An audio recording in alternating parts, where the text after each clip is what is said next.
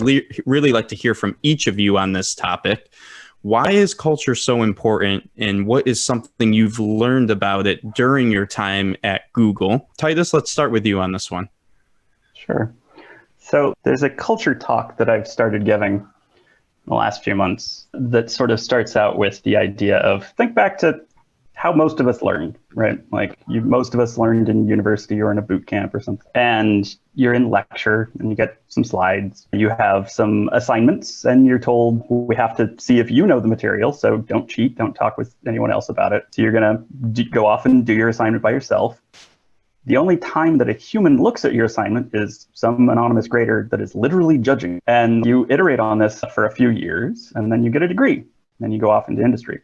And it is entirely reasonable, at least in Western universities at this point, for a graduate of a CS program to have not actually ever witnessed a programmer program. Like we have this whole idea of you're just going to be up late at night alone in a dark, and the only time that you ever actually see someone else program. Code must be shameful, right? That is the lesson that we have transmitted to basically every tech grad for the last 20 or 30 years. And then we move them into, oh, congratulations, now you're in software engineering.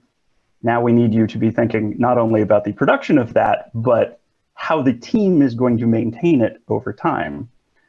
And that is an entirely different thing, right? We need almost immediately a 180 shift from you're going to iterate on this thing in private by yourself forever until it's perfect, to what we actually want Nooglers to do. 2 hours into a thing, show us your work in progress so that we can get a sense of it and nudge you in the right direction so you don't go learn a bunch of bad habits or waste a bunch of time, right? And the more that we can be collaborative, the better.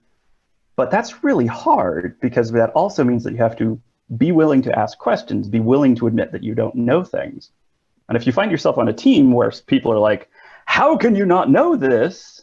Then you're disincentivized for, asking questions, and this cycle is deadly. And as I've been saying, loudly into everyone that'll listen for quite a while now, it's at least as important to be a good person as it is to be a great programmer if you want to succeed in tech. Because as it turns out, just building a team that actually has your back, that is supportive, where you're okay admitting mistakes, so that the team can learn from those mistakes, that team over 6 months is absolutely going to win over a similar sized team of superstar jerks. I'll put money on it.